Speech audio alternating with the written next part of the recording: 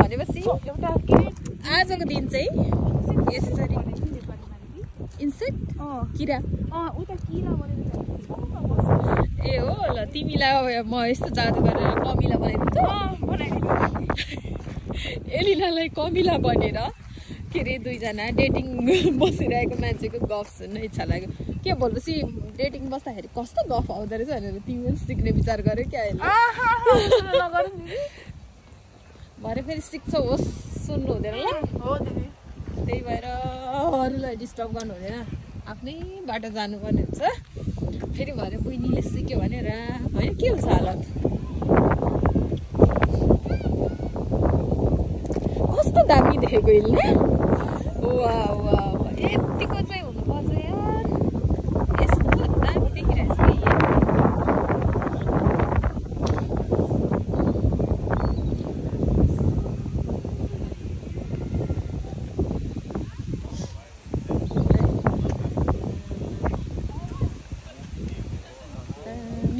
मौसममा दुईजना फेरि एकदम राम्रो राम्रो मान्छेहरू अगाडि आएछ मेरो भिडियोमा फेरि भगवान् अब के भन्नु छ तिम्रो ल अङ्ग्रेजीमा चाहिँ के नगर्नु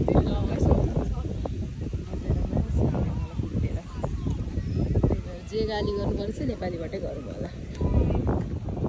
जे जस्तो भयो भने यतिको दृश्य हेर्नुको लागि चाहिँ बेला बेलामा यहाँ आइराख्नुपर्छ हामी दुईजना हाम्रो यो गन्तव्य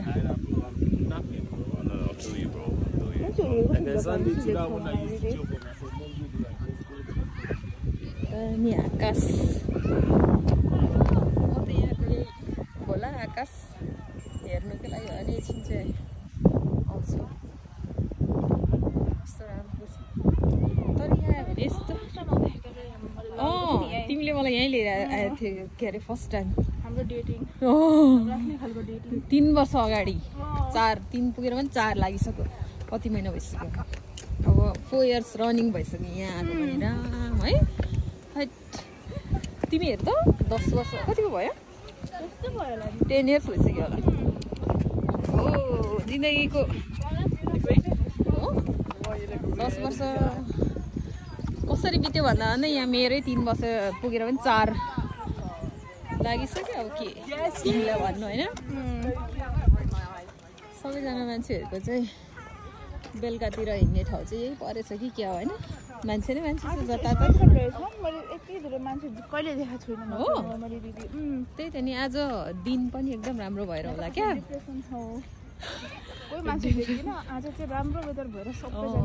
आज चाहिँ यो आकाशलाई हेर्नुको लागि निस्क्यो क्या मै जस्तो सबैजनाले आकाशलाई हेर्नुपर्ने हुन्छ मान्छे नै मान्छे छ ल ल अब यतिको रमाइलो दृश्य चाहिँ तपाईँहरूलाई देखाइदिएको है मैले फेरि यस्तो दुःख गरी गरी भिडियो बनाएर देखाइदिइरहेको छु होइन यसले प्लिज हेरिदिनु होला सब्सक्राइब गरिदिनु होला उता बोट चढेर अनि तपाईँहरूलाई के अरे भाइरल भयो नि यो बोटमा चढाएर म कता लाग्छु यो समुद्र खोला पारिरहेको चिन्तै नगर्नु होला यस्तो बोट त चलाउन आइहाल्छ नि हामीलाई लास्ट भएर आउनु पानीभित्र पसेर त्यहाँनिर के अरे स्विमिङ गर्न आउँछ तिमीलाई मलाई पनि आउँदैन हल्का फुल्का अलिअलि चाहिँ आउँछ हामी त लम्पसार हो त्यहीँभित्रै यतिको बोर्ड चाहिँ हुनैपर्छ यहाँनिर यो हिलो दलदलमा फस्यो भने त यसलाई कसरी निस्किनु होला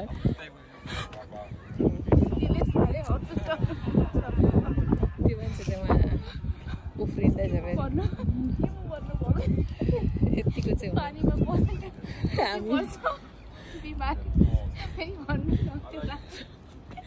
100 वर्ष नि यहाँ स्विमिङ गऱ्यो भने त हामी 100 वर्ष निको नहुने रोग लाग्छ होला भन्ने लाग्छ क्या मलाई है होइन अनि कस्तो फोहोर गरेको त खोलामा नि अलिकति हल्का फुल्का सफा गर्नुपर्छ नि यतिको चाहिँ हुनैपर्छ है सबैजना आज चाहिँ एकदम राम्रो दृश्यहरू क्याप्चर गर्न पाएँ हो मैले यो फ्लड गेट पो परेछ यहाँनिर उयो पनि आउँछ बाढी पनि आउँछ दिदी ल अब हामी फेरि कता जाँदैछौँ घरतिर कि बाटो पनि बिर्सिन्छ सर घुम्दिने हो घर नसर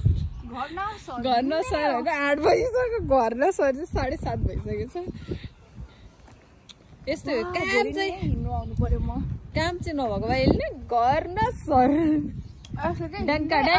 हामी 9-10 बजीसम्म होइन के गर्नु अनि यस्तो काम नगरिकन यहाँ